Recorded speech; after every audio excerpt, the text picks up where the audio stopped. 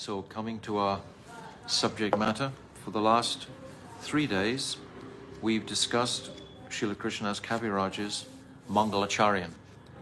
And my Gurudev has unpacked each word, gone through each part of it. And such profound nectar was actually extracted from there. On Saturday, we even went into the Srimad Bhagavatam and these 4 essential truths, the Gyan, Vigyan, the Jiva, and Pradhan. We discussed that to some degree. So all of these powerful connections is what we're making. Why? To give us the confidence of the authority that we're hearing from. If we have, especially today, in 2025, I didn't say that, I don't think. Today's Monday, the 6th, 2025, January. Where so many things are distorted and the demons are trying to manipulate. They have been manipulating for so long in all kinds of different ways, but now they're turning up the burners, so to speak. So this is the age of the demons. We should expect it. But the devotee, he just sees them as these games that they play, magical, mystical games, as insignificant in comparison to the supreme reality, which is so profound. So we need this authority to reassure us of this sound vibration from these higher personalities, from Srila Krishnadas Kaviraj Goswami, from our Guru Varga, from my Gurudev, Srila Bhaktivedanta Narayan Goswami Maharaj.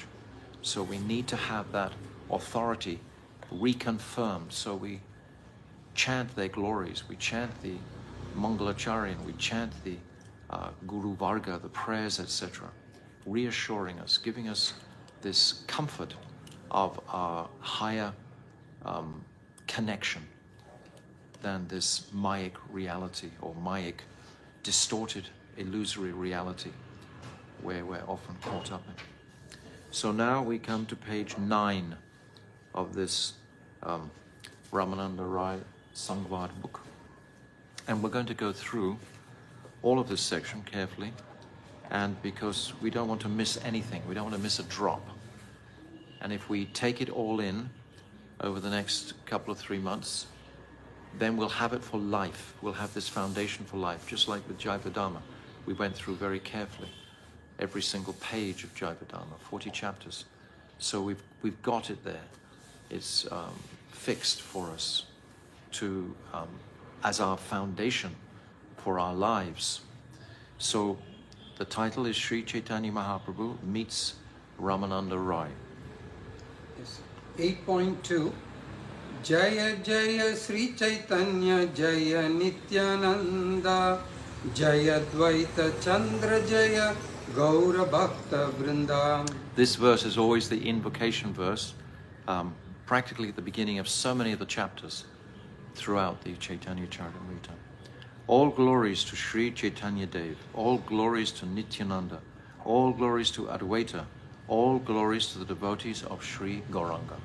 8.3 Purvarite Prabhu Age Gamana Karila Jiyada Narsimha Kshetre Katadine Gela. Sriman Mahaprabhu continued his tour, and everywhere as previously, he converted the people into Vaishnavas and submerged them in the ocean of Prema Bhakti Ras. After a few days, he came to the holy place known as Jiyad Nishringa. So we've already described in the prelude how Mahaprabhu has left Navadvip, taken the renounced order, gone to Shantipur, then traveled through to Puri Dham, and how he's begun his pastimes in Puri Dham, converting the Mayavad Sarvabhauma Bhattacharya, and now he's left for his South Indian tour. So this is where we're picking up the pastime. So at this Jiyad Nishringa is the place where he came to first of all. Now it's got a reference here about Jiyad Nishringa Ketra. So some of these commentaries, these purports, are interspersed with the purports from Bhaktivedanta Swami Prabhupada's purports in the Chaitanya Charitamrita. But these ones of Bhaktivedanta Swami Prabhupada are often from Srila Bhakti Siddhanta Saraswati. So we're getting quite a few inputs into these purports. Also, Srila Bhaktivinoda Thakur, in his Amrita Prabha, he's adding additions and so on. It's usually Srila Bhakti Siddhanta Saraswati who's giving us the directions where all these places were. Srila Bhakti Siddhanta Saraswati traveled extensively in India, and he went to all these different holy places. So he's encouraging the devotees also to pay their homage to these holy places and giving the directions, which train station, etc. we have to come to. So 5 miles from Visakhapatnam is a place called Simachal, where there is now a railway station. There, upon a mountain, is a temple of Lord Nrsingadev. This temple in Visakhapatnam is the most famous and affluent above all others.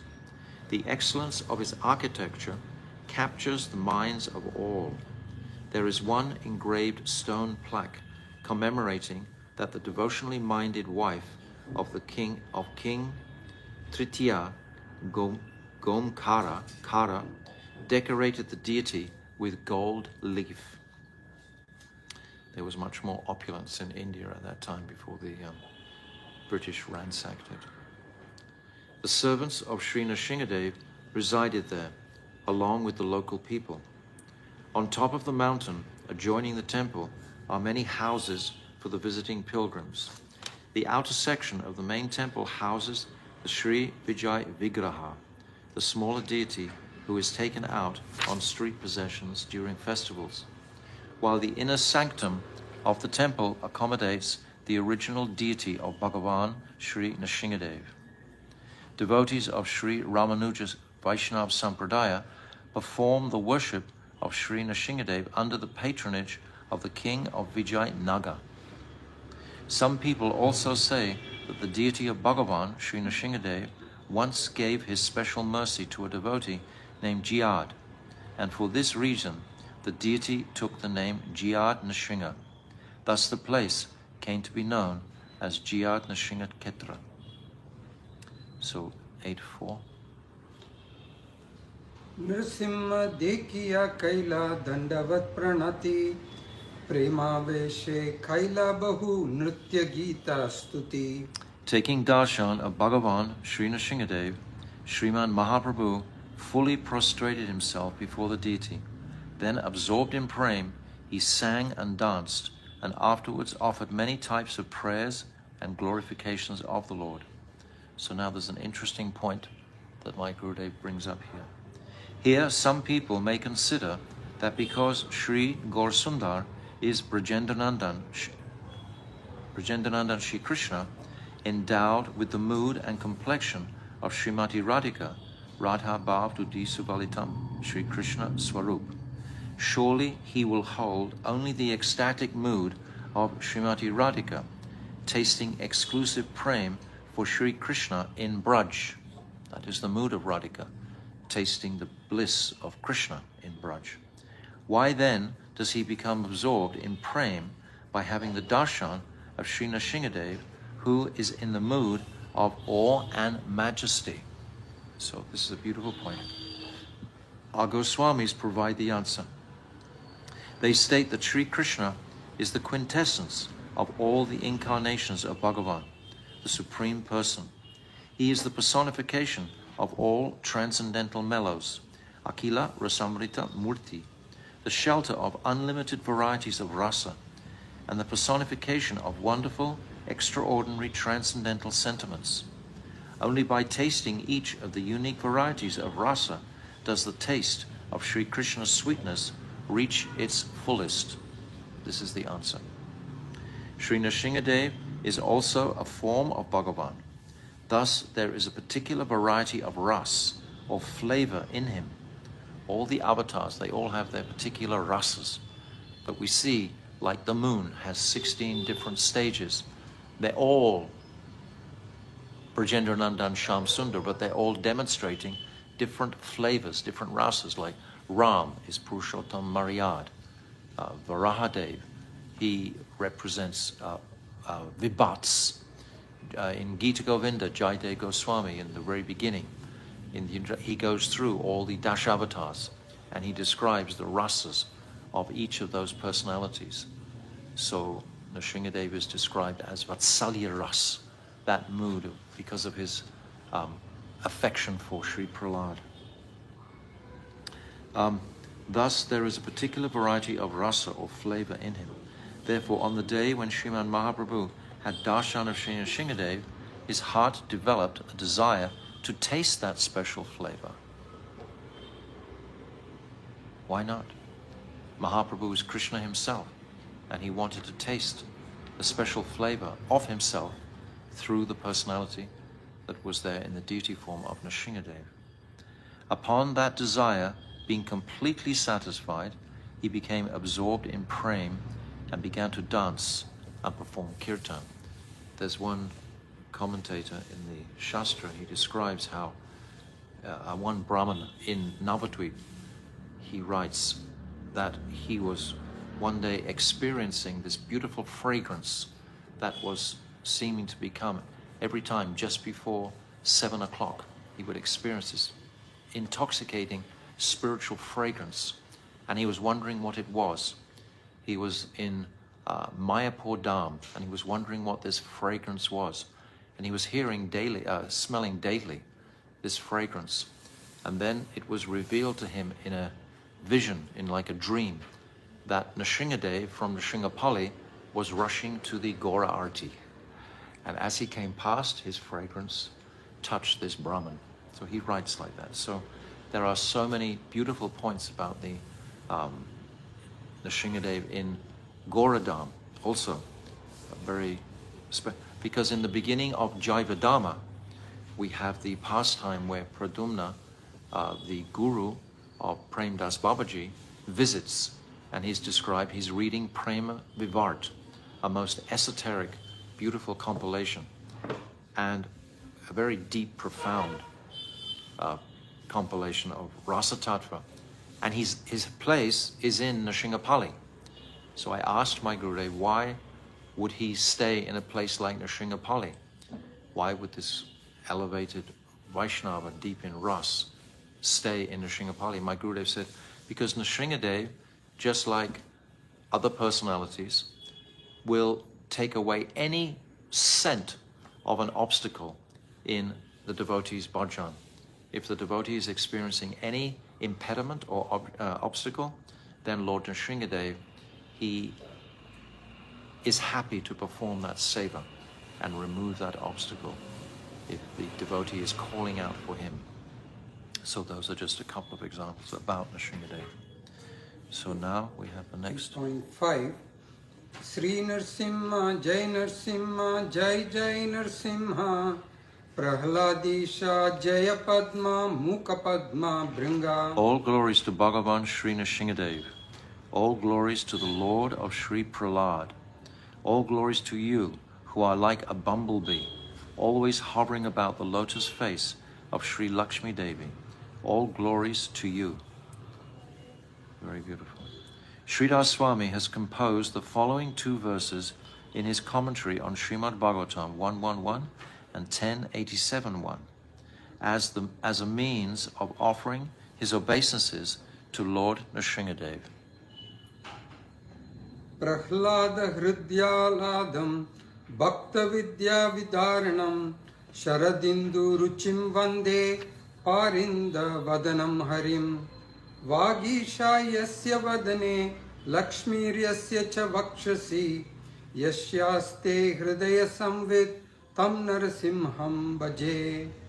I offer my prayers to Lord Nrsimhadev, who always gives happiness to the heart of his devotee Sri Prahlad, who always dispels the ignorance of his devotees, and who is endowed with a complexion as effulgent as the autumnal full moon.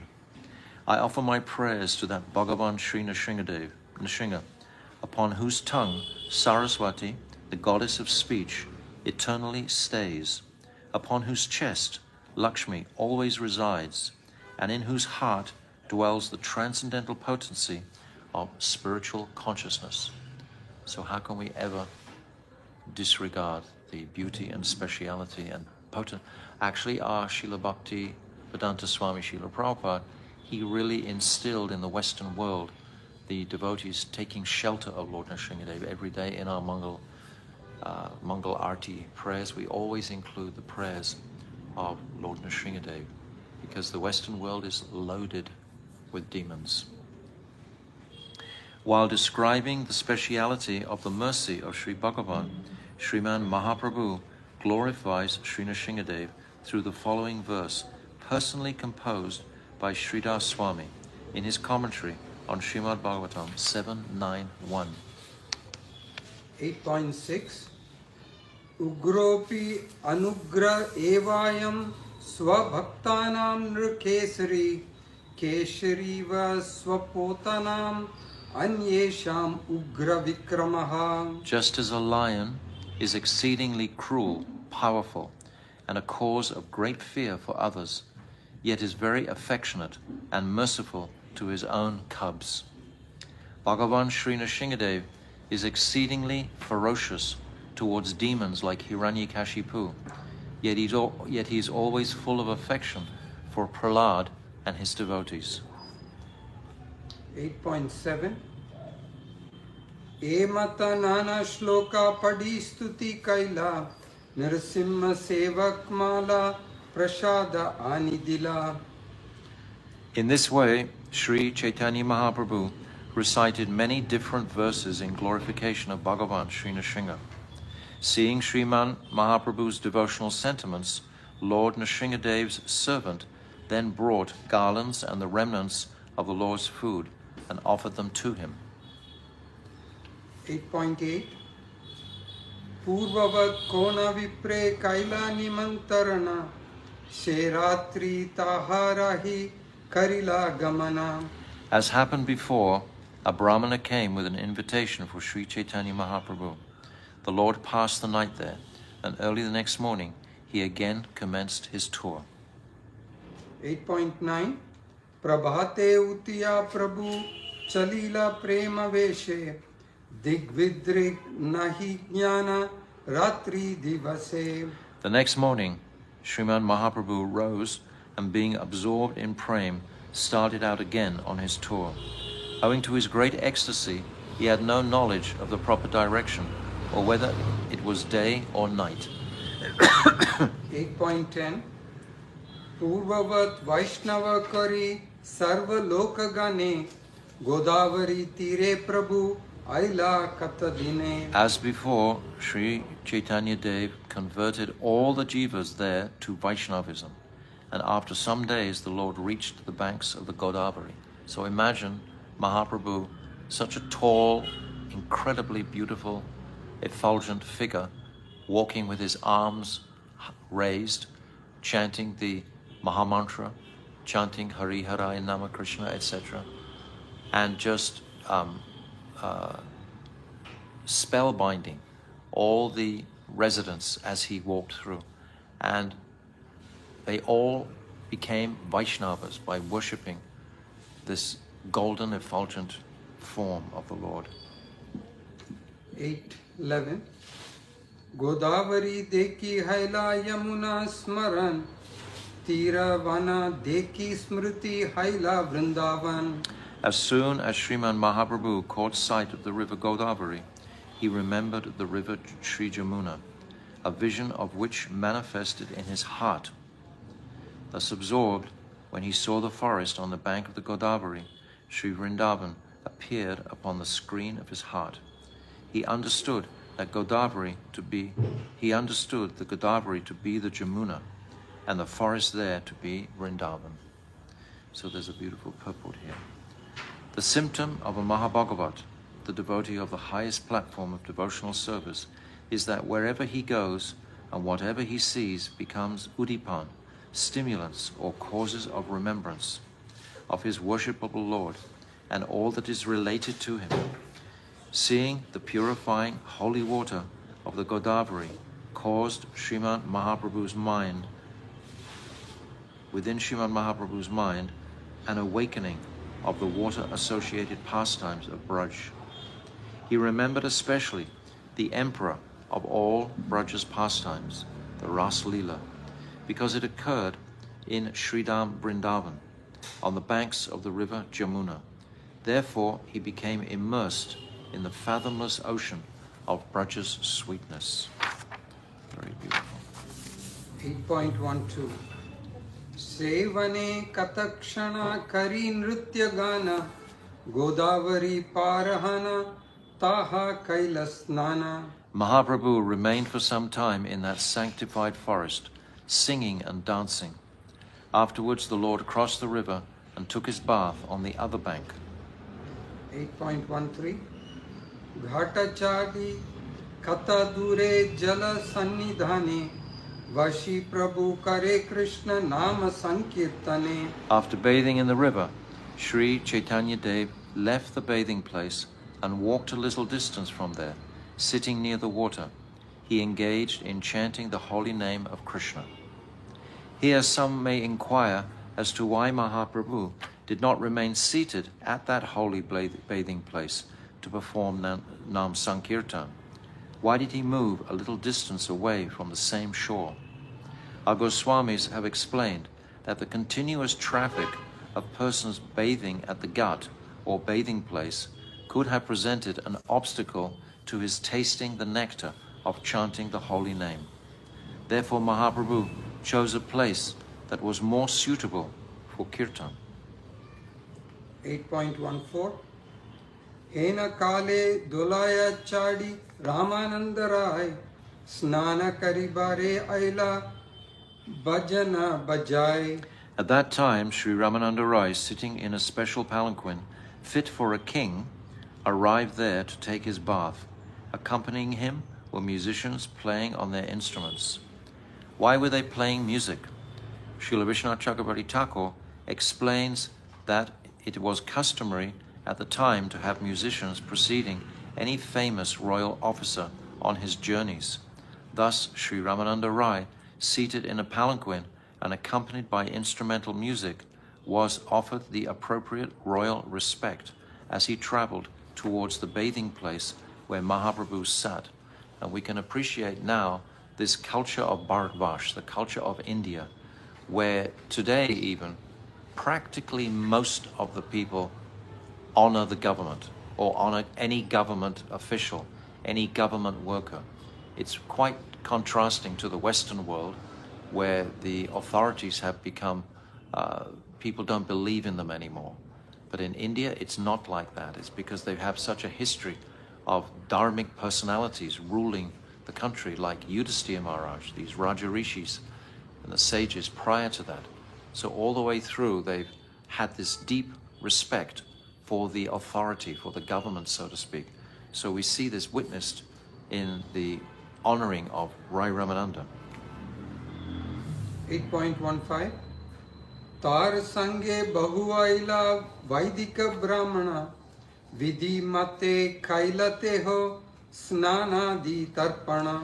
Many Vedic Brahmanas were accompanying Sri Ramananda Rai, who took his bath according to the Vedic rituals and offered oblations. In this Bengali verse, the word vidimata, meaning according to the Vedic system, does not indicate the smarta method of ritualistic worship, which is based simply on an external understanding of the system of Varnashram Dham. Rather, it is understood that Sri Ramananda Rai performed his bathing and offering of oblations to his ancestors according to the Vaishnava methods prescribed in literatures such as Sri Hari Bhakti Vilas. Some so-called intelligent and learned persons say that Sri Ramananda Rai was personally well versed in the Vedas, and that although he was a pure devotee, he still followed Varnashram Dham with complete faith. Indeed, he himself was the foundation of the Varnashram system. Therefore, he performed the activities of taking bath and offering oblations to his forefathers according to the injunctions of the scripture. Yet the great and learned spiritual master, Srila Vishwanath Chakravarti Thakur, has refuted this by saying that Sri Ramananda Rai was a Shuddha Bhakta and that there was no need at all for such a pure devotee to follow the rules of Varnashram Dham. The term Shuddha Bhakta actually means that such a person has abandoned Varnashram Dham and follows only devotional service to Sri Krishna Bhakti. It is for this reason that Sri Ramananda Rai is said to be the topmost of all devotees. From this, it is clearly evident that Sri Ramananda Rai was not at all a follower of Varnashram Dham. So that's a very interesting comment that my Gurudev makes and brings in the remarks of Srila Vishwanath Chakravarti Thakur. Do not think that Ramananda Rai was some type of smarta, that he was falling into the Varnashram, but he was actually honoring devotion to Krishna Bhakti. So this is clarifying the nature and personality of Ramananda Rai. 8.16 Prabhu tare deki janila e Ram Rai tahare milite Prabhur mana uti dhaya. When Sri Chaitanya Mahaprabhu saw Sri Ramananda Rai, he knew immediately who he was, and a great eagerness to meet him awoke within the Lord's mind. 8.17 Tatapi dhairyadari Prabhu rahila vashiya Ramananda aila apurva sannyasi dekiya. Although Sri Chaitanya Mahaprabhu was very eager to meet him, he remained sitting patiently, because Mahaprabhu could recognize this is the governor of this state where I have come, this Andhra Pradesh, we call it today. So he was understanding that this is the governor, and this was the person that he'd come to meet. At the same time, through his omnisciency, he could appreciate that this is none other than the Saki Vishaka. All these things would have been there in the consciousness of Mahaprabhu, so he could recognize him immediately. Sri Ramananda Rai, a little distance away from the bathing ghat, saw the astonishing and wonderfully beautiful sannyasi and came near. So Ramananda Rai is also such a pure consciousness, such a pure caliber. So he also can recognize immediately the extraordinary, astonishing personality of Mahaprabhu. 8.18 Surya Shata Samakanti Aruna Vasana Suvalita Prakanda Deha Kamala Lochana. The bodily effulgence of that sannyasi was as brilliant as unlimited suns. A saffron garment was covering the Lord, who was large in body and very strongly built, and whose eyes were like lotuses stretching to his ears. It should be known that even though his bodily effulgence was more brilliant than millions of suns, he did not give any pain to the eyes. Rather, it bestowed great ecstasy. 8.19 Dekiya tahara mane haila chamatkara Ashiya karila dandavat namaskara. The sight of the astonishing sannyasi struck the heart of Sri Ramananda Rai with wonder. He approached him and respectfully prostrated himself, falling flat like a stick before him. Sri Ramananda Rai was astonished to see the extraordinary beauty of the Lord and his great otherworldly effulgence. Because he was a pure devotee, he fell flat like a stick at the divine feet of the Lord. 8.20 Uti Prabhu kahe uta kaha Krishna Krishna Tare alingite Prabhur Hridaya Satrishna. Sriman Mahaprabhu, seeing him offering obeisances, stood up and said, "Please get up, please get up. Chant Krishna, Krishna." Indeed, Sri Chaitanya Mahaprabhu was very eager to embrace him. 8.21 Tatapi puchila tumi Raya Ramananda teho kahe hana mui dasa sudra manda.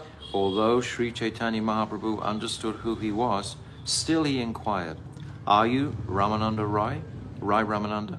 To this he replied with great humility, "Yes, this unfortunate Shudra is your servant." 8.22 तबे तारे कैला प्रभु दृढ़ आलिंगना प्रेमा वेशे प्रभु भृत्या दोहे अचेतना. Hearing this, Sriman Mahaprabhu then embraced Sri Ramananda Roy very firmly. Indeed, both the master and servant, absorbed in ecstatic love, lost consciousness. 8.23 स्वाभाविका प्रेम दोहा उदय करिला दुहा के आलिंग्या दुहे भूमि ते पडिला. Natural love for each other awakened in both their hearts, and in their embrace they fell down to the ground, unconscious. Sri Satchidananda Bhaktivinoda Thakur's Amrita Prava Bhasya, it is stated that the praying between them was natural. Actually, Sri Ramananda Rai is Vishaka Sakhi in Sri Krishna's pastimes.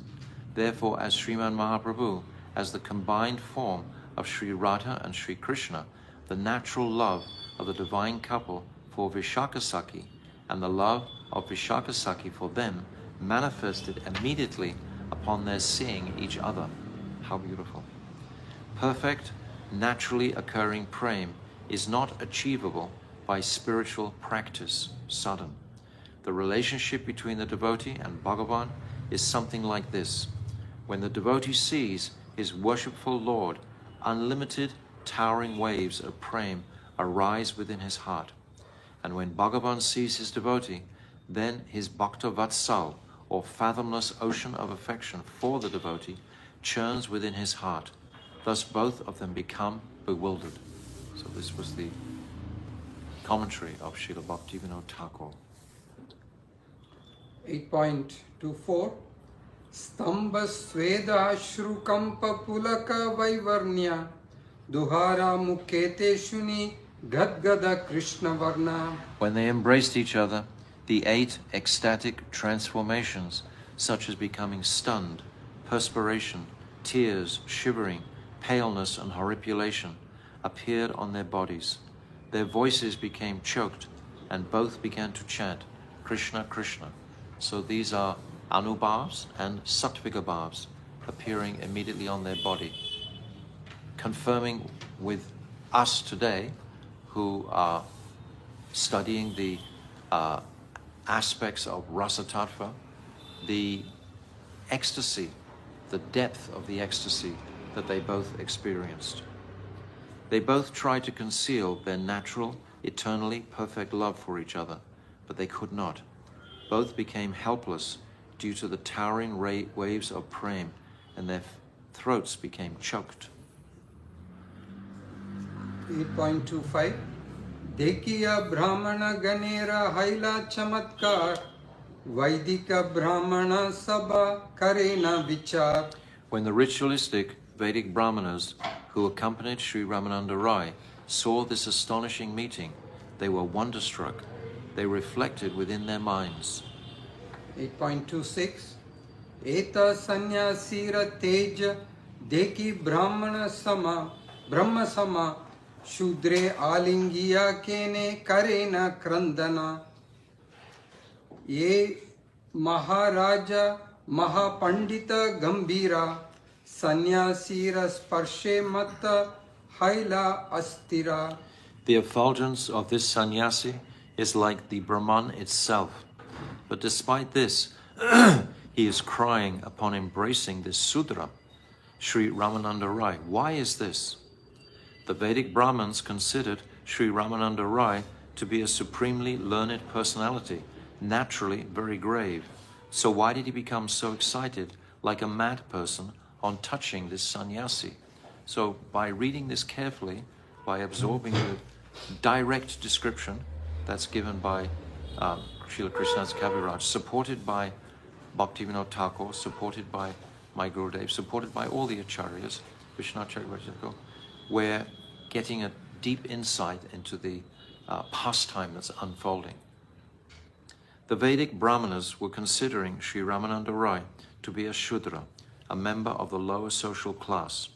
The scriptures forbid sannyasis to touch members of the Sudra community. This sannyasi, who is certainly very effulgent, the Brahmanas reflected, is not only touching Sri Ramananda Rai, but he is binding him up in his tight embrace. How can this be? Sri Ramananda Roy had indeed described himself as a Sudra when he offered obeisances. In the district of Vidyanagar, he was the royal representative of King Prataparudra and had experienced all the enjoyment befitting a ruler.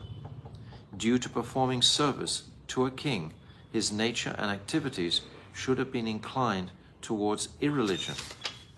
His dress and ornaments were that of a servant of the king. Therefore, it was not proper for a sannyasi to touch him at all. So Mahaprabhu himself demonstrates in his refusal to give darshan to Prataparudra later on for a long period of time. He doesn't give him his darshan because someone, even if they're a great devotee, but if they're contaminated in the atmosphere of being like a lord or a king, then this is most contaminating for a sannyasi who is serious about his path out of this material world. Any contact with someone of that nature, Mahaprabhu himself describes as like poison. So he refused to see Prataparudra for a long time. In fact, Sri Ramananda Roy's familial connection was with the Kshatriya, or administrative class of persons. Furthermore, he was a great Shuddha Bhakta, a pure devotee. By declaring himself a Sudra, he manifested the mood of Trinadapi Sunichena, regarding himself lower in status than the straw in the street. Sri Ramananda Roy was a Parama Bhagavat, or a devotee of the topmost caliber, and a complete knower of Bhakti Tattva. Because the Vedic Brahmanas did not know the factual identity of Mahaprabhu, they took him for a mere sannyasi. They also considered Sri Ramananda Roy to be a supremely learned personality, naturally very grave. Why then did he become so restless, like a mad person, upon touching this sannyasi? This was the cause of the Vedic Brahmanas' astonishment. So we're like right at the scene, so to speak. These descriptions are really opening out these moods. The Vedic Brahmanas had no idea of the identities of either of these two personalities. But we are blessed by these insights by Srila Krishnadas Kaviraj and Raghunath Das, of course, to give us this amazing pastime. 8.28 E mata vipragana bhave mane mana vijatiya lokadeki prabhu kaila samvarna. Sriman Mahaprabhu is Antaryami, or the indwelling supersoul and supreme witness in the heart of all. Knowing that the Brahmana's sentiments were opposed to pure devotion, he concealed his emotions. Srila Bhaktisiddhanta Saraswati Prabhupada says that these Brahmanas were opposed to Sriman Mahaprabhu, whereas Sri Ramananda Roy was indeed most favorably disposed to him, and was in fact a most surrendered and intimate devotee. Despite being in close proximity to a pure devotee, these Brahmanas maintained their faith in the materialistic process of performing action with a desire for the fruits, karmakand. For precisely this reason, those Brahmanas are said to be non-devotees and opposing elements. This desire reminds us of the yagya patnis, when their husbands were performing yagya and they didn't want to acknowledge the cowherd boys. What were those Brahmanas performing their yagya for? They wanted to go to Swaga. They had their faith in this material planetary, this higher planetary system. They weren't transcendental at all. So these Brahmanas are of the same mentality, kamakandis. It is proper for devotees to conceal loving exchanges in front of those who are not inclined to serving Bhagavan and who are fixed in following the materialistic path of karma. So Bhaktisiddhanta Saraswati, he's always ready to give us the rules and regulations to give us a peaceful life for the devotees. When the devotees understand, it's not correct to demonstrate high devotional sentiments in front of people who are not devotees. It will just bring criticism onto the devotees out of their envy. 8.29 Shustahana duhe se stane te vashila tabe hashi Mahaprabhu kahite lagila. Concealing their emotions and regaining their external consciousness, they again became sober and sat down together. Sri Chaitanya Mahaprabhu then smiled. It is never possible to obstruct the joyful bliss of the devotees, and began to speak. 8.30 Sarvabhauma Bhattacharya kahila tumara gune tumara milite more karila yatane. O Rai, before I came here, Sarvabhauma Bhattacharya greatly extolled your good qualities and insisted on my meeting you. 8.31 Toma mili bhare mora yeta agamana bhala haila anayase pailun darshana. Indeed, I have come here only to meet you. It is very good that with great ease I have gotten your audience. 8.32 Raya kahe sarvabhauma kare bhritya jnana paroksheha morahite haya savadhana. Sri Raya Ramananda replied, Sarvabhauma Bhattacharya directly accepts me as his servant and indirectly always acts for my welfare.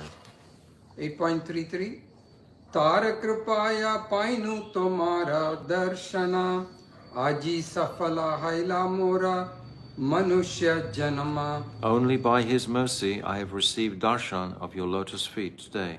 By virtue of this, I now consider that my human birth has become successful. So we understand Ramananda Rai would have appreciated that Sarvabhauma Bhattacharya was a complete impersonalist. He was a Mayavad, and yet still he's speaking very respectfully about him.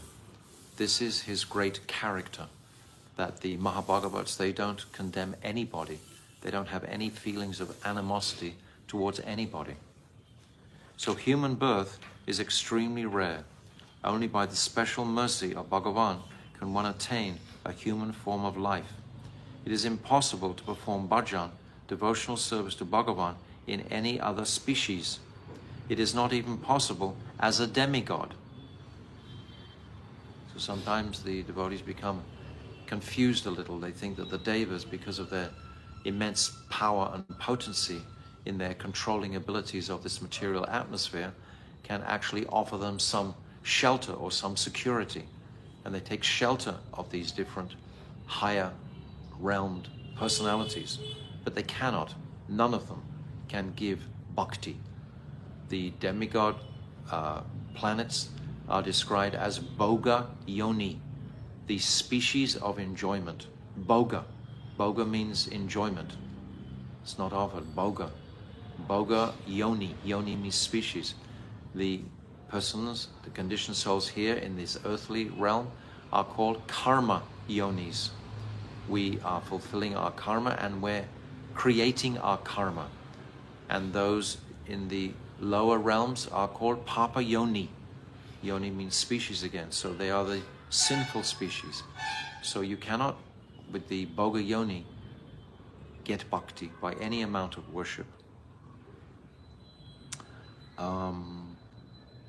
The human body is itself the very root of bhajan.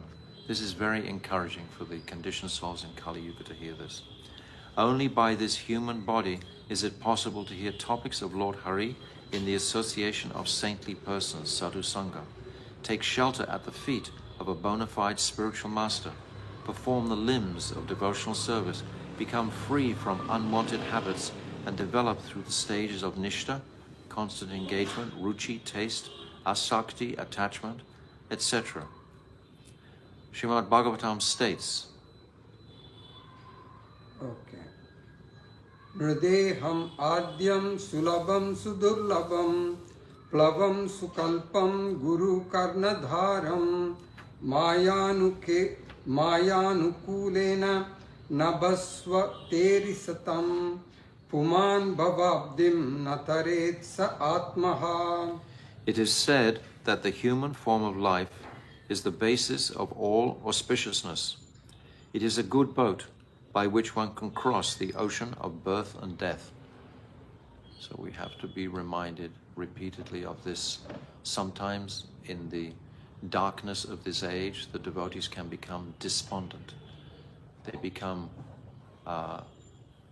disturbed, or they've given serious attention to the demons' tricks and games, etc., and to the various conditions, difficult material conditions that have been created, and they start to lose hope. My Gurudev used to say all the time, don't be hopeless.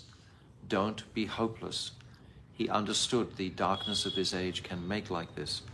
But when we appreciate sentiments like this, like we're describing, that this human birth is like a boat and can carry us across this ocean of birth and death. No other birth can.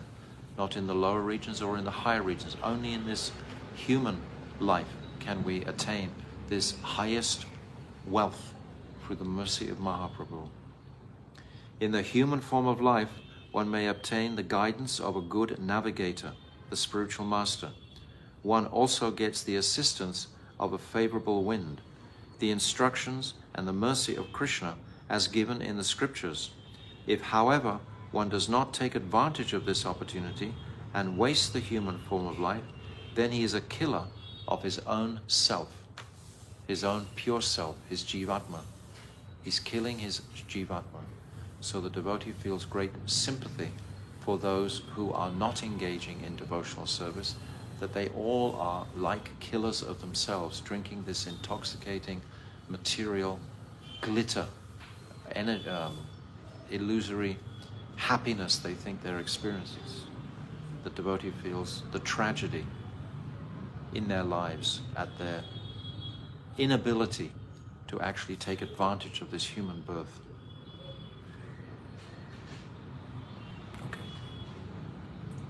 Yes, according. Oh, didn't I finish it? No. Sorry. It is according to this reasoning that Sri Ramananda Rai now considered his human form of life successful, having attained the darshan of the lotus feet of Sriman Mahaprabhu. We can attain the darshan of Mahaprabhu simply by regularly chanting Hare Krishna in a serious mood and taking profound shelter of Guru. Without Guru, nothing can transpire. So if we take deep shelter today and every day of Sri Guru, then that security in this darkness will manifest in the heart of the devotee. 8.34 Sarvabhaume Tumara Kripa Tar Echiha Asprishya Sparshilehan Tar Premadina. Sri Ramananda Rai continued, I can see that you have bestowed great mercy upon Sri Sarvabhauma. The proof of this is that being controlled by his love, you have touched me, although I am an untouchable. I think this really shows up the character of Ramananda Rai, his humility, his profound humility. Without this humility, prem can never be attained. As the prem increases, natural humility will increase. In contrast to the conditioned soul, his pride will increase, or his envy will increase his pride. But the devotee's devotion will increase his humility, therefore his prem will be increased. So these two are synonymous. This prem and humility we discussed before. Okay. 8.35 Kaha tumi sakshas Ishvara Narayana Kaha mui Rajasevak Vishayi Shudra Dhama. Who are you? You are the Supreme Controller Narayan himself.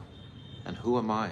I am a materialistic, enjoying royal opulences, a most fallen Sudra, engaged in enjoying the objects of the senses.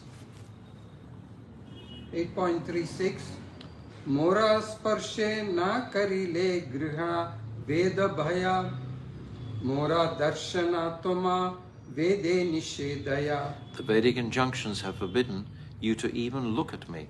However, you have not considered these prohibitions, and you do not feel contemptuous by my touch.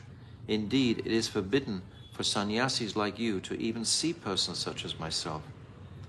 Srila Prabhupada Siddhanta Thakur says that in this verse, Srila Ramananda Rai sees himself as a most fallen, materialistic Shudra. It is true that he did not take birth in a family of Brahmanas. Rather, he was a transcendental Brahmana initiated according to the Aikanaya branch of the Vedic tree. So I should read the footnote here just to illuminate us. Ekayana means one path, eka, or exclusive devotion. On December the 30th, 1928, the great scholar Paramanat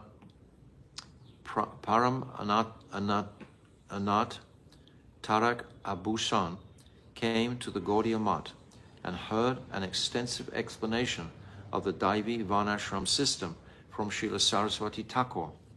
In January 1929, Srila Saraswati Thakur established the Ekayan Gaudiya Math in Krishnanagar.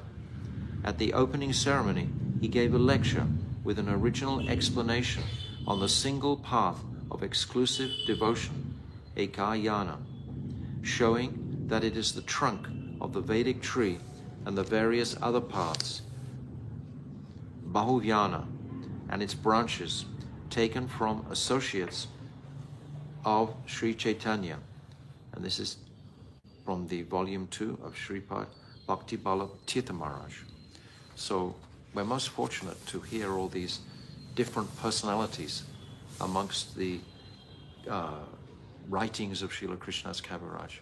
Srila Vishnu Chakravarti Thakur is inspired, Srila Bhaktivinoda Thakur is inspired, Srila Bhaktisiddhanta Saraswati is inspired. All of these persons are reading carefully these literatures and giving us some jeweled insights and visions. So tomorrow we'll continue with reading through these first verses, and we'll reach the more specific questions and answers shortly. We'll have perhaps one more day reading through there, and then we'll come to the chapter on Varnashram itself, Varnashram Dharma. So Raya Ramananda Sangvad Ki Jai. So it's very wonderful how we're having a gradual approach here. We're not rushing into it. We're taking a meditative. We've discussed the whole of Krishnadas Kaviraj's Mangalacharya. And now my Gurudev is going carefully through each verse. And it's very, very revealing. It's creating a wonderful atmosphere of the scene and the pastime where we're sitting with Mahaprabhu and Ramananda Rai. We'll be sitting with them, hearing their discussion, hearing their debate. So this is giving us an atmosphere. So very wonderful. Ramananda Rai ki jai. Sachinandana Gaura Hari ki jai. Go Premanande Hari Hari Bol.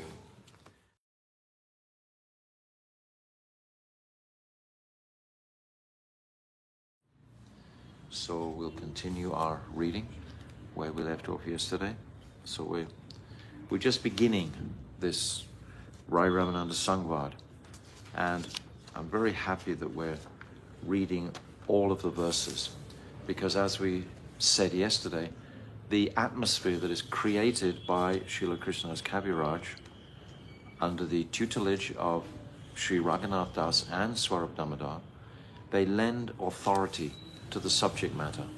Just the whole description of where Mahaprabhu has just previously come from, the Sringadev temple, and then the description of their meeting, their embracing, etc., and the smarta Brahmins following along and witnessing this very wonderful embrace that Mahaprabhu is giving to Ramananda Rai, and then their conversation in between. It all lends itself to a support for the authority and speciality of the subject matter. So I'm very happy that we're reading all this through. So we're on page 24 today of this book, Ramananda Rai. Text 37 is where we came to yesterday. Bilva? Das. 24. Yes. Tomara Kripaya. I think, have you read that initial? Das. The commentary before that? Yeah. Here? I can read it again. Yes. Thus, he was a pure Mahabhagavat, a liberated devotee of the highest order, devoid of any material desires. We're talking about Ramananda Raya here. The high-born Vedic Brahmanas had been initiated into the performance of all varieties of yagyas after studying thousands of branches of the Vedas.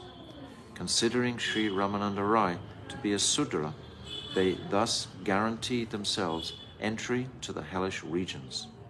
As it is confirmed in the Padma Purana, Viksheti Jati Samanyat Sa Yati Narakam Dhruvam. A person rushes to hell when he considers a devotee of the Lord to belong to a particular caste in terms of birth.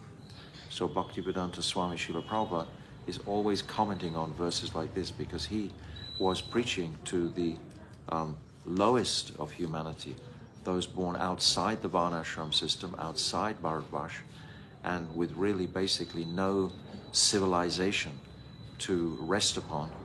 The Malechas and Yavanas cult in the West, we can say. So Bhaktivedanta Swami Prabhupada is always making shastric statements to support that anybody from any standard of life can come to this highest perfection of life if, Prabhupada uses the word earnest, if he becomes sincerely earnest, whether he's a Shudra, a Kshatriya, a Vaishya, a woman, a laborer, any walk in life whatsoever can attain this highest estimation if he becomes sincerely earnest, is the wording that he uses. Whosoever is desirous of factual spiritual attainment and genuine auspiciousness should become the servant of Sri Ramananda Rai. Ramananda Rai, of course, is a Ragatmika Bhakta. He's Vishaka. He's a Ragatmika Gan. So we are in the line following the Ragatmikas. We're Raga Anugas, following them. Okay. 837. Tomara krupaya tomai karaya nindya karma sakshat Ishvara tumi ke jane tomara marma. Your mercy alone makes you perform this condemnable act. This condemned act is embracing a lower caste man. You are directly the Supreme Controller himself. However, you are controlled by bhakti. Who can understand your true purpose? We should also appreciate the dynamic here is one of their words are in a mood of Aishwarya. Ramananda Rai is considering Chaitanya Mahaprabhu to be that supreme person, that Lord Narayan. Yesterday we just touched briefly on the subject of Puri Dham being Aishwarya Dham. We shouldn't become confused about what is Aishwarya and what is Madhurya. This is all depending on the mood of Sri Krishna, or in this case, Chaitanya Mahaprabhu himself. For example, Navadvip Dham is Madhurya Dham. Mahaprabhu Nimai Pandit. He has Lokik Sambandha. He has familial relationships with the people of Navadvip, with the milkman, with the tailor, with the perfume seller, with the flower garland maker, etc. He has congenial relationships with them, just like Krishna had very congenial relationships in Vrindavan. This is Madhurya. And he's not seen as the Supreme Personality of Godhead, whereas in Puri, practically the entire time, he's seen as the Supreme Personality of Godhead, even though he's trying to cover his true identity. When he squirts tears from his eyes, everyone is thinking this must be the Lord. When he pushes the Ratha Yatra cart with his head, when even elephants and a whole army can't pull it, Mahaprabhu just pushes it with his head. This is an act of Aishwarya. When Mahaprabhu exhibits these forms as a tortoise, etc., this is all Aishwarya exhibitions. So don't be in any doubt whatsoever that This Puri Dham is Aishwarya Dham. They even have 4 arms, it's described in the Shastra, the residents of Puri Dham. So everyone is seeing Chaitanya Maharaj. Advaitaracharya, he saw the universal form. Nityananda, of course, knows his true identity. Gadadhar knows his identity. Everyone is witnessing the Lord. Sarvabhauma Bhattacharya composes so many verses proclaiming the Mahaprabhu to be the Supreme Lord. So this is so different in contrast. Whereas in Navadvip, Jagannath Mishra, his father, will chase him with a stick, will want to chastise him and punish him. This is not seeing any type of Aishwarya at all. Mother Sachi is fully in a mood of Madhurya. So we have to very, very distinctly know the difference between Madhurya Dham and Navadvip and Aishwarya Dham and Puri Dham. So now we're in the Godavari. And again, Ramananda Roy, he's saying here, you are directly the Supreme Controller himself. He's seeing with that vision. Srila Prabhupada says that it is improper for sannyasis to see materialistic persons or to associate with Shudras, but being controlled by his own mercy, Mahaprabhu did not consider Sri Ramananda's position as a Shudra. Thus he performed the despicable act of touching him.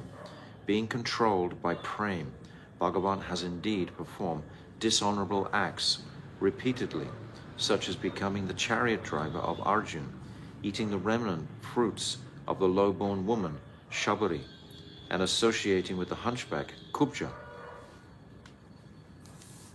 838 Amanishcharite tomar hiha agmana paramadayalu tumi patita pavana. This low-born woman, Shabari, is the woman that Ramchandra, when he was in the forest with Lakshman, she had been waiting for him. She'd heard a prophecy that she'd see him. So she was collecting fruits every day, but she wanted to make sure the fruits were really sweet and ripe, so she would taste them first. And then she offered these fruits to Lord Ram, who actually took them with relish, understanding her bhav, her mood of deep, deep attraction to Ram. So that is Shabari that was mentioned just then. You have come here only to deliver me. You are the ultimate storehouse of mercy, and you purify the fallen souls. 839 Mahanta swabhava e tarite pamara nija karya nahi tabu yanatar gara. By your own magnanimous nature, you always deliver the fallen and sinful souls. You have no personal business of your own, nor do you seek self-profit. Still, for the benefit of the living entities, you travel from house to house. The purpose of your life is only to deliver the fallen souls. This is Mahaprabhu embracing the sannyas ashram and is doing exactly this. 840 Mahadvichalanam nrinam grihinam dina chetasam nishreyasya bhagavan nanyata kalpate kvachit. This is Srimad Bhagavatam 10.8.4. My dear Lord, sometimes great souls go to the homes of householders. This is Nanda Baba is speaking to Gagaracharya, who are generally fallen and deprived of the association of saintly persons. They do this simply for the eternal good fortune of such family persons, because often those family persons are so immersed in material affairs that they are unable even to visit the ashrams or retreats of the sadhus. Therefore, can there be any reason that you have visited me other than my own auspiciousness? So this is Nanda Baba speaking to Gagaracharya in the 10th canto. Nanda Maharaj spoke this verse on the occasion of Sri Gagaracharya's visit to his house in Nandagaon at the behest of Sri Vasudeva. In this verse, the two words, Grinam, attached householders, and Dina Chestasam, who are very lowly, being engaged in family maintenance and nothing more, indicate Sri Nanda Maharaj's humility. By the influence of bhakti, Sri Nanda Maharaj considered himself to be less less significant than the straw in the street. So by the influence of bhakti, this humility is naturally going to manifest. Such saints do not even bestow their mercy upon the demigods, but upon householders like us. They rain a profusion of mercy, offering us protection. They are our factual maintainers. Commenting on the word Mahat in this verse, Sri Sanatana Goswami says, Mahatam Sri Bhagavat Sevai Kanishtanam. The term is used to refer only to one who is absorbed in the service of Bhagavan. Does this indicate that Sriman Mahaprabhu is also a great devotee engaged in the service of Bhagavan? No. He is directly the source of all incarnations, avatari. He is directly Narayan himself, but in a covered form. 841.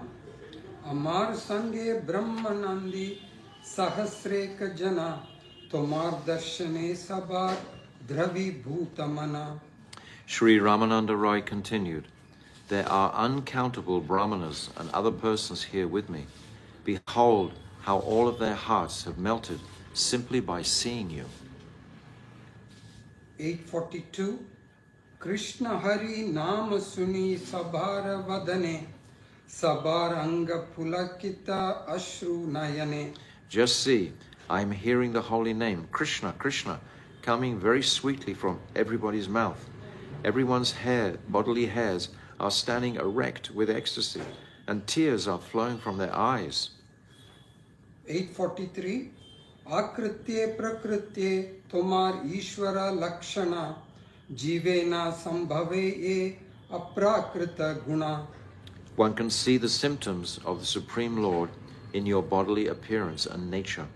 How is it possible for the ordinary living beings, jivas, to possess such transcendental qualities that are found in Krishna alone? So Ramananda Rai is really exposing Mahaprabhu here. 844. Prabhu kahe tumi maha bhagavatottama tomar darshane sabar drava hailamana. Hearing this, Sriman Mahaprabhu replied, O Ramananda, you are the best even amongst the topmost devotees. Therefore only by your audience, not by mine, has everyone's heart melted. Quoting from the Padma Purana, Sri Prabhupada Siddhanta Thakur reveals to us the qualities of a Mahabhagavat devotee. Tapadi pancha samskari navejya karma karaka artha panchaka vidvipra mahabhagavata smrita. According to the path of ritualistic worship, the Uttam or Mahabhagavat is characterized as being a Brahmana who has undergone the 5 kinds of sanskars or purificatory processes such as austerity, which are executed, who has executed the Vaishnava rituals of worship such as deity worship through recital of mantras and through yoga, yajna sacrifice, offering prayers, chanting the Lord's holy names, and marking the body with auspicious signs, who has worshipped the Vaishnavas, and who has understood the Artha Panchaka, the 5 subjects of knowledge. And Jiva Goswami explains this in a footnote. Sri Jiva Goswami explains the 5 subjects as the worshipable Supreme Lord, his supreme abode of Vaikuntha, his assets or Tadiya, the pure devotees, his mantras, and the living entities. So Jiva Goswami is explaining this. In Srimad Bhagavatam 11.2.45, Swayam Bhagavan himself describes the symptoms of the Mahabhagavat.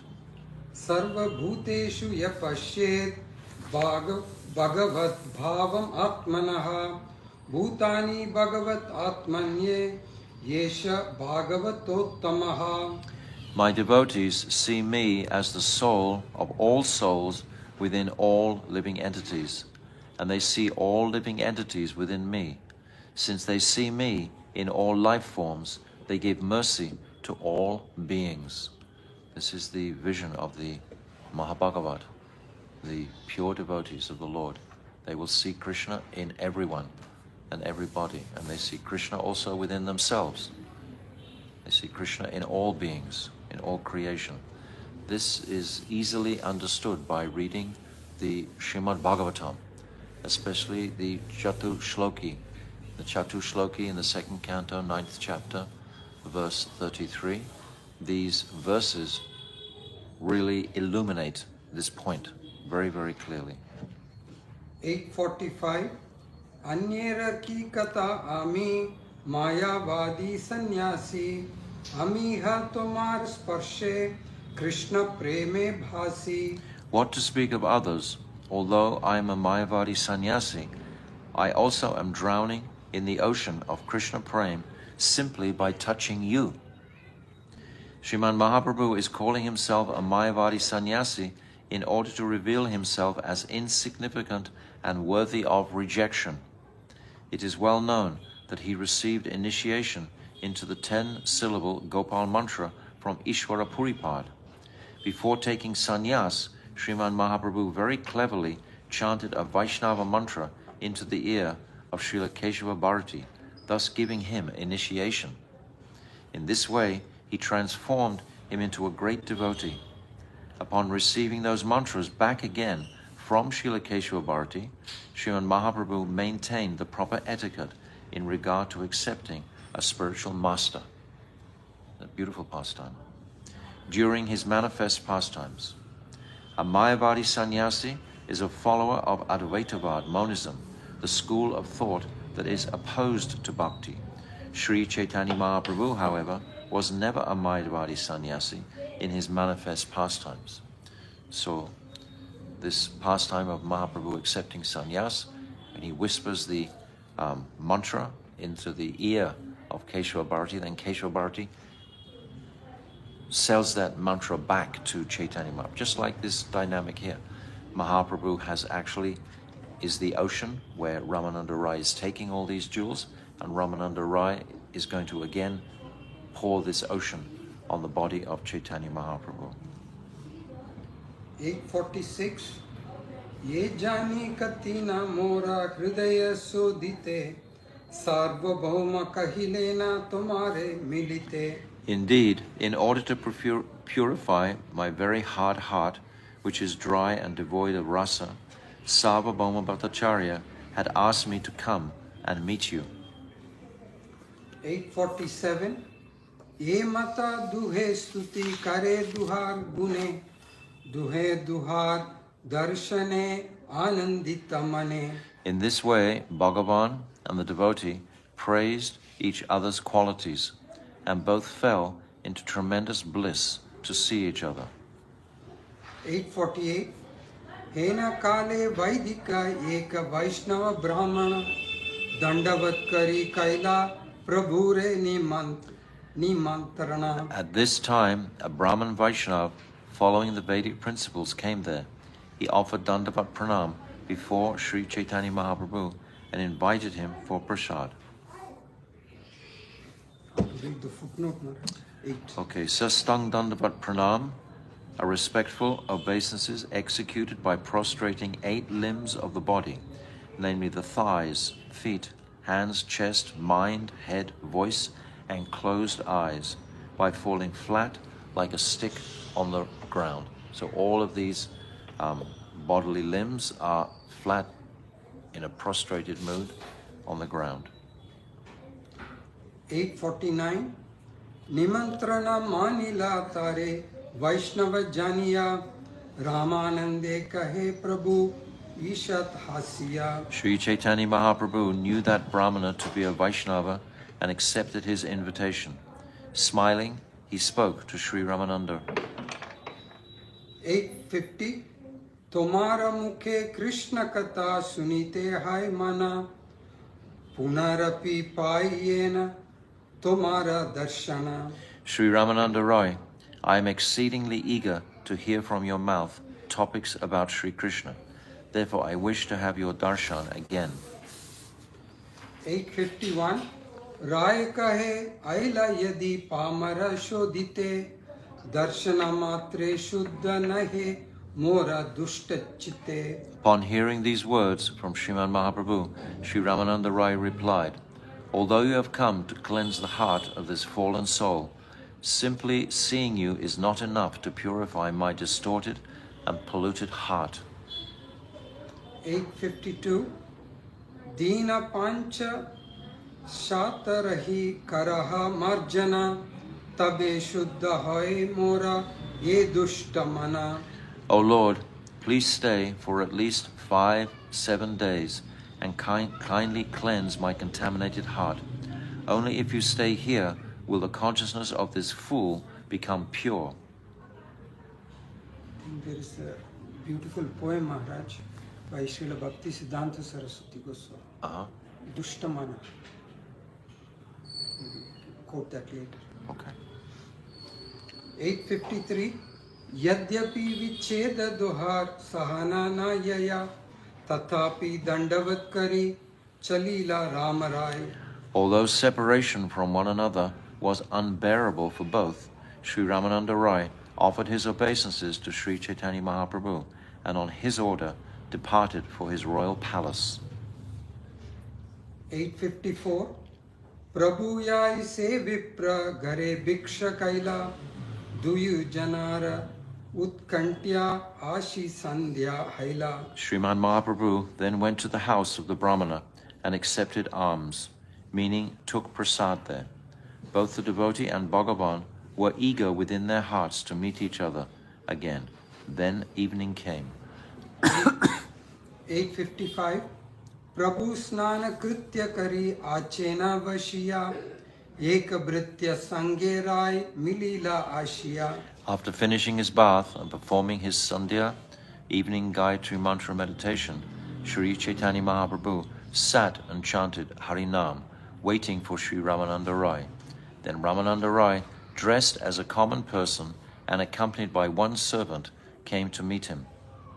Srila Bhaktivinoda Thakur says that a sannyasi bathes and chants the appropriate mantras 3 times per day, morning, midday, and evening.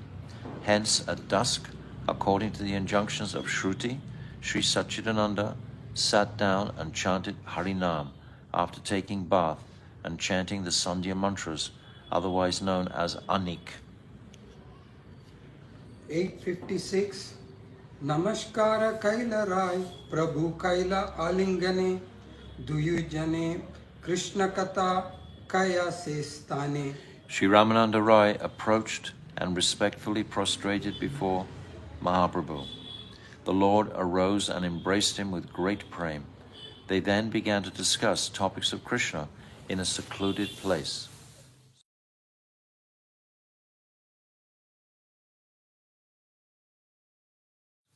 So now we're going to come into the topics of discussion.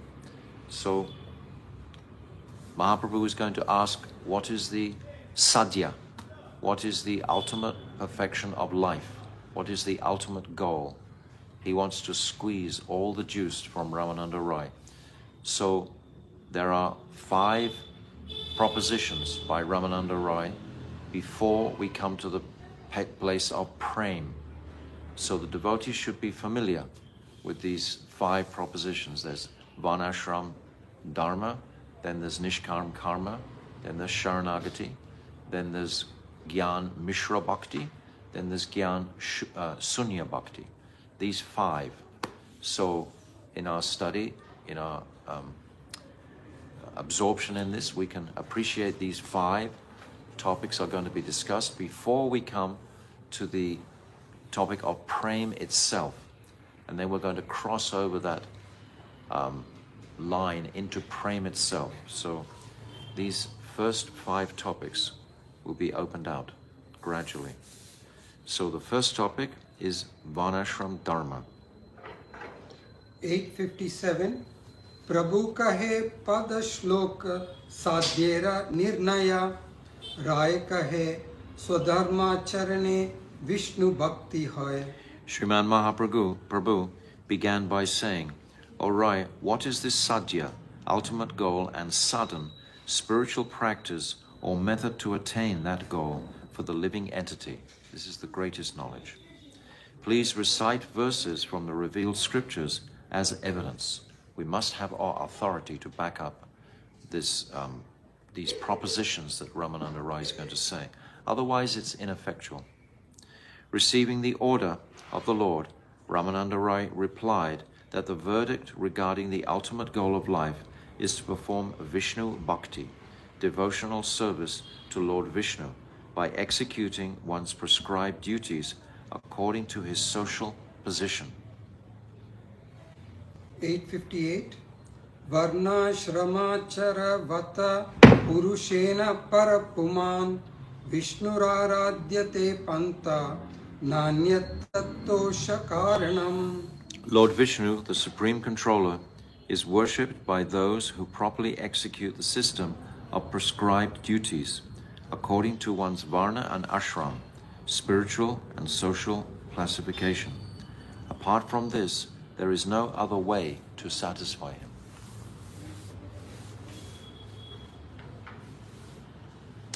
Vishnu Bhakti, devotion to Lord Vishnu. Srila Saraswati Prabhupada says that bhakti is indeed most pleasing and valuable for the human race. Apart from this, all else is undesirable and unsatisfying.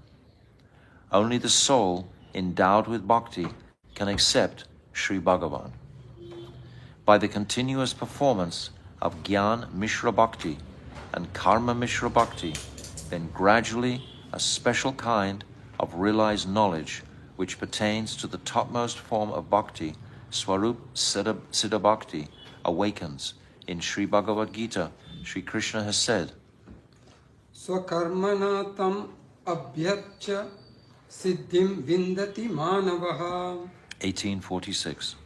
Mankind, by the constant performance of his own duty, attains all perfection. This is the beginning. This is the beginning of the path. We first of all have to come to the human platform. We all know very well that Srila Bhaktivedanta Swami Prabhupada, he wanted to introduce this Varnashram into the Western world.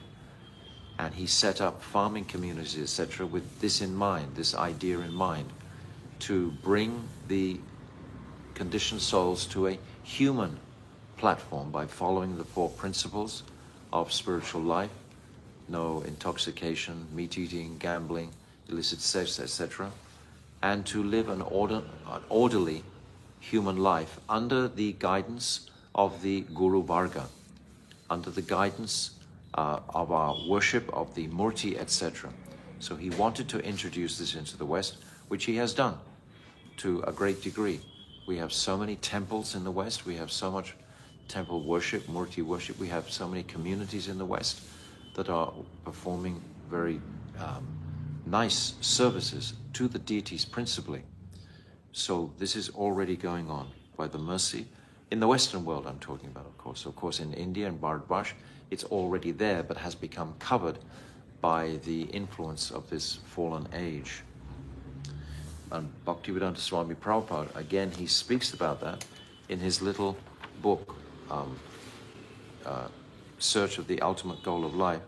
He says that in this first proposition, in the Bhagavad Gita, the personality of Godhead declares that the Varnashram system is created by him, although he is aloof from such a system. Because the Varnashram system is a creation of the personality of Godhead, it is not possible to do away with it. However, the nefarious activities of the people of the age of Kali can jeopardize the Varnashram system. We have purposely used the word jeopardized because the whole system still exists, but in a reflected form. So these are the comments of Bhaktivedanta Swami Prabhupada. He writes many words about this Varnashram in his book. It's very beautiful. All forms of life arise from Bhagavan, and this world itself expands from him alone. Even knowledge of this makes a man favorably inclined towards Bhagavan. Supremely pure displic succession, or parampara, of the path of devotional service is sanctioned by Bhagavan, Bodayan, Tanka, Dramida, Guyadev, Karpadi, and down to Baruchi in the displic order. It is stated in the Srimad Bhagavatam 6.3.22. Bhakti yogo bhagavati tannama grihanadibihi. Devotional service beginning with the chanting of the holy name of the Lord is the ultimate religious principle for human beings. We spoke about this the other day. This is when the Yamadutas came into the court of Yamaraj, and Yamaraj is speaking this verse, Etavan evalokeshmin pumsam dharma paroshmito bhakti yoge bhagavati tannama granadibi. So Yamaraj himself is speaking this verse. In this verse, the term bhakti yoga alone is capable of conveying the desired meaning. But the word bhagavati has also been used. The special meaning is that an endeavor may be called bhakti yoga only when the limbs of devotion, such as chanting and remembering the holy name, are performed to please Bhagavan, not to give us a feeling of being liberated or to being relieved of our various problems, because this is the result of any of us chanting in our neophyte condition. We immediately experience some bliss and some ecstasy and some relief from the onslaughts of the material energy. But this is not the purpose. The purpose is to please that Supreme Lord. Then it becomes bhakti. Otherwise, it's still on the path of moksha. Nevertheless, the holy name ultimately is going to bring that practitioner to the conclusion of understanding what is bhakti. When we read, I've said before, in this Bhakti Rasamrita Sindhu by Srila Rupa Goswami, he begins by talking about, in the first few chapters, the bliss of liberation. He's talking about this because we all come to devotional service to be freed from the onslaught of Maya. We understand this, perhaps, but we become clear on our diving into the subject matters of Srimad Bhagavatam, etc. But then afterwards, after a few chapters, then he talks about the bliss of devotion. It changes a complete dynamic. This devotion to the Lord, wanting to please the Lord. This is why it's very helpful for the householders generally and for the renounced order to worship Thakurji, to have murtis, to offer them your bhoga, your life, basically. You revolve your household around the satisfaction of Krishna in the murti form. So this is very, very helpful for our bhakti. But still, Mahaprabhu is going to dismiss it as being external, and it'll be described. In this verse, the term bhakti yoga alone is capable, did I just read that? Of conveying the desired meaning. But yes, I read all this. But that type of bhakti yoga is capable of I read this, sorry. The special meaning is that an endeavor may be called bhakti yoga only when the limbs of devotion, such as chanting and remembering the holy name, are performed to please Bhagavan. That type of bhakti yoga is capable of bestowing prema bhakti. Prema bhakti. One is unable to apply the name bhakti yoga even to such activities as Shravana and Kirtana when they are performed with intentions other than the desire to please Bhagavan. It is never possible to achieve the fruit of prema bhakti by this. Only after the attainment of prem may it become possible to reach the stage of sneha, man, pranaya, etc. In devotional literatures such as the Srimad Bhagavatam and the Narad Pancharatana, use of the word bhakti exclusively indicates pure Bhagavat bhakti or devotional service to Bhagavan. Therefore, it is extremely clear that the word bhakti only applies to Vishnu Tattva. And the footnote is that Lord Krishna and his incarnations, not to anyone or anything else, not to moksha, not to swaga, not to material attainments. It is only possible to know what to do and what not to do by consulting the scriptures.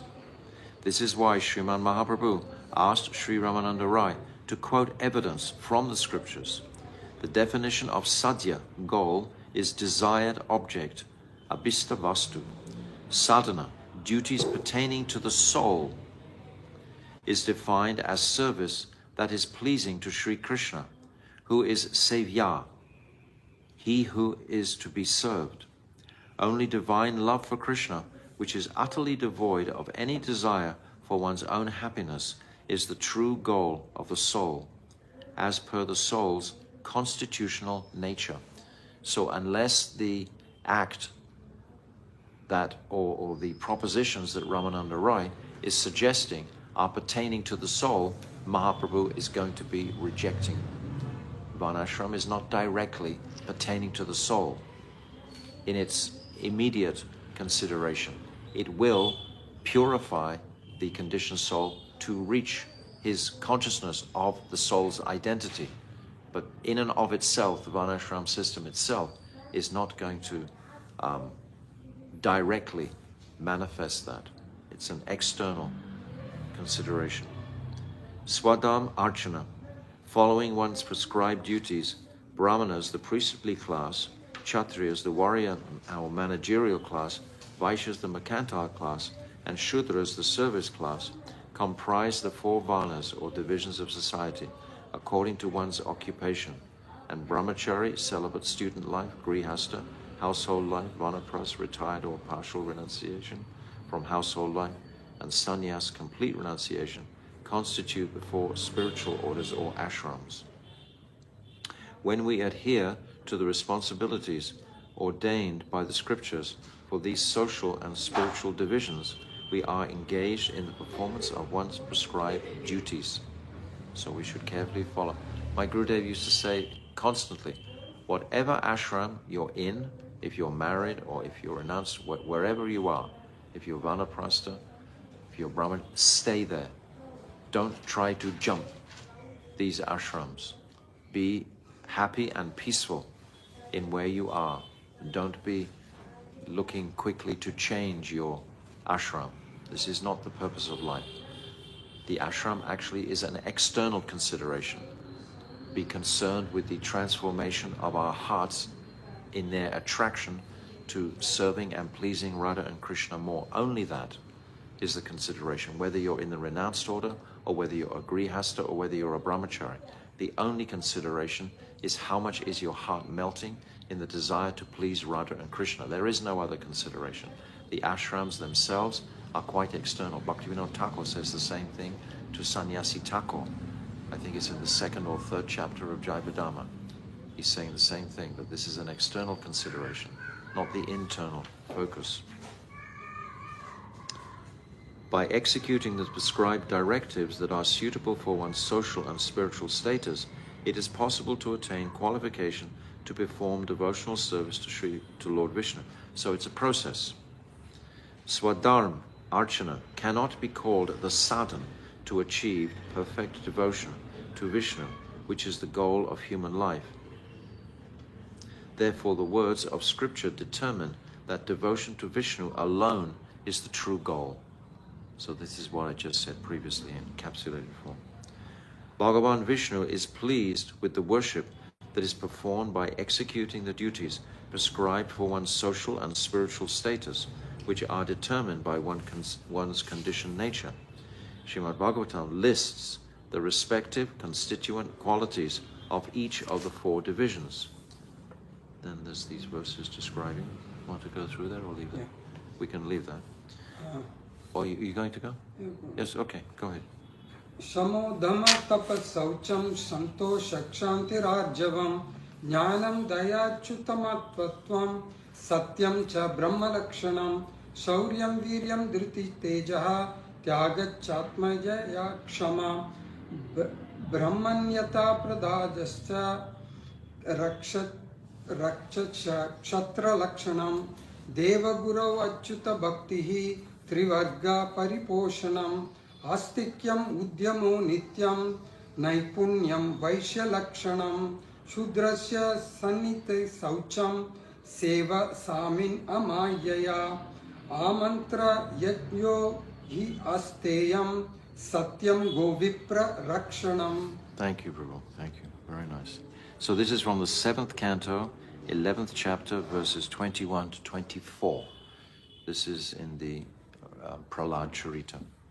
The symptoms of a Brahman are control of the mind, control of the senses, performance of austerities, cleanliness, satisfaction, forgiveness, simplicity, knowledge, compassion, truthfulness, and devotion to Bhagavan. To be powerful in battle, heroic, patient, influential, and charitable, in control of the senses, renounced, forgiving, devoted to the Brahmins, merciful, and always protective of the citizens. These are the symptoms of the Kshatriya. To be ever devoted to the demigods, the spiritual master, and Bhagavan, to always protect the three religious principles, religiosity, dharma, economic development, artha, and sense gratification, kama. To be theistic, to always endeavor for wealth, and to be expert in trade. These are the symptoms of the Vaishyas. To remain submissive to the highest sections of society, the Brahmanas, Kshatriyas, and Vaishyas, to always be very clean, to serve one's master without duplicity, to perform sacrifices without uttering Vedic mantras, to not steal, to always speak the truth, and to protect the cows and Brahmanas. These are the symptoms of the Shudra. So many qualities in each of these ashrams described. In much the same way, there are 4 spiritual positions, or ashrams, namely brahmachari, grihastha, vanaprastha, and sannyas.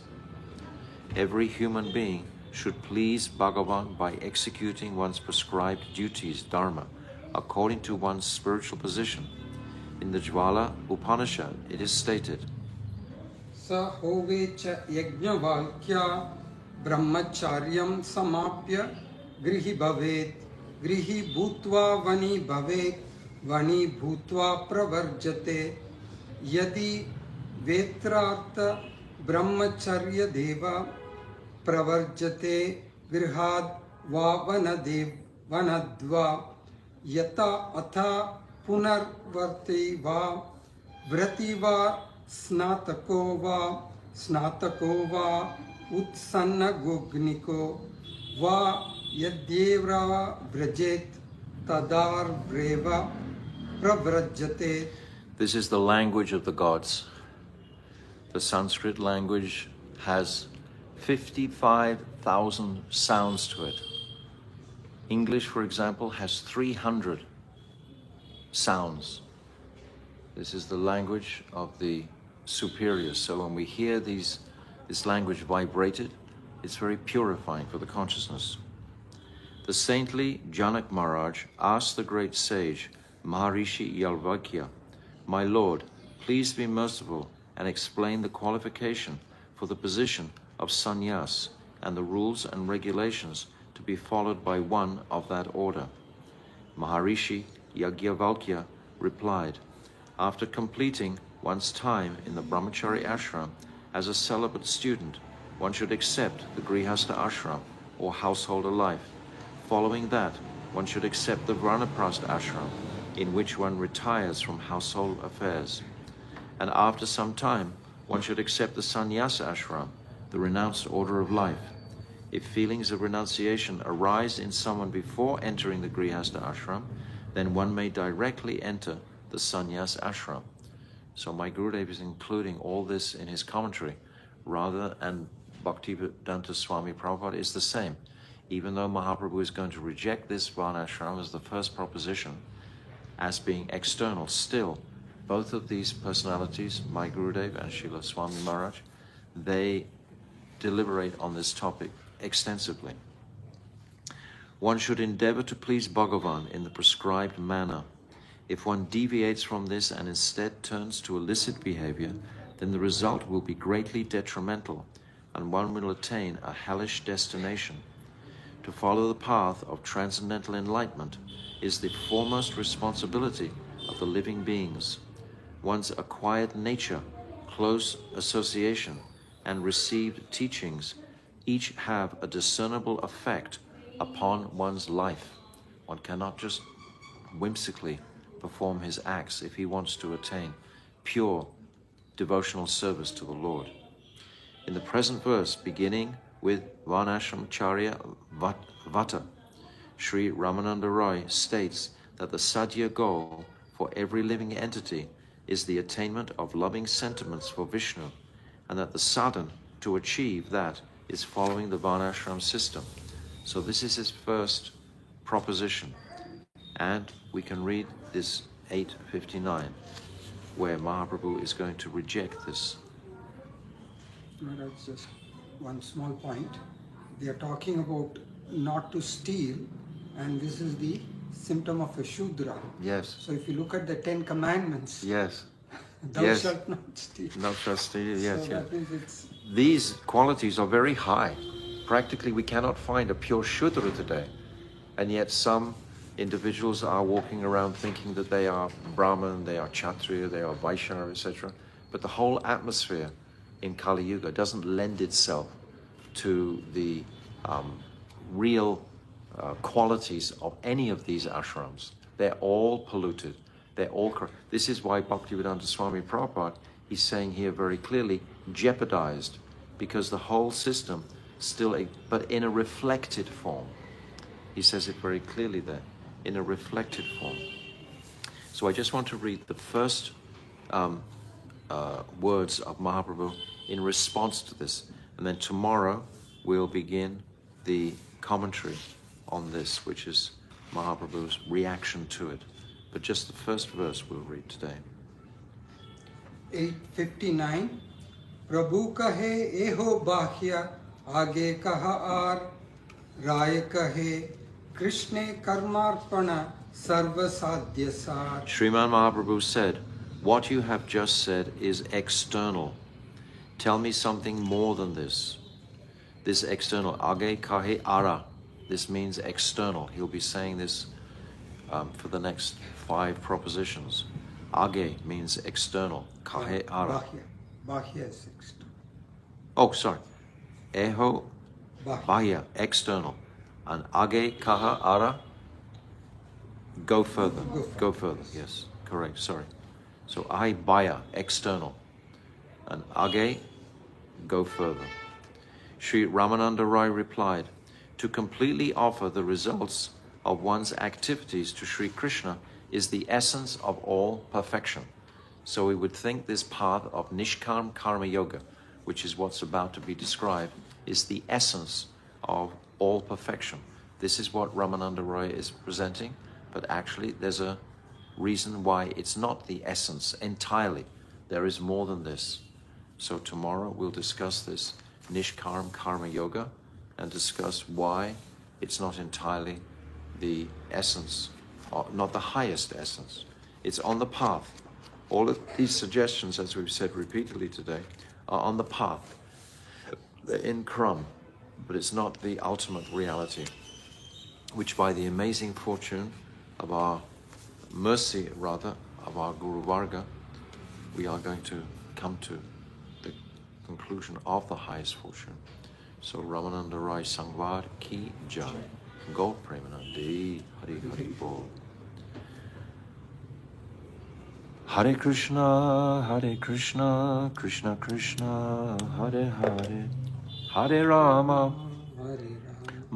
Rama Rama, Hare Hare, Hare Krishna, Krishna Krishna, Hare Hare, Hare Rama, Rama Rama, Hare Hare, Hare Krishna, Krishna Krishna, Hare Hare, Hare Rama, Rama Rama, Hare. Nitai Gaura Hari Bol, Hari Bol, Hari Bol, Gaura Hari Bol. Nitai Gaura Hari Bol, Hari Bol, Hari Bol, Gaura Hari Bol, Gaur Premanandi, Hari Hari Bol. Vansha Kalpa Tarubhyascha, Kripa Sindhu Vyevacha, Patitanam Pavnebhyo, Vaishnavbhyo, Namo Namaha.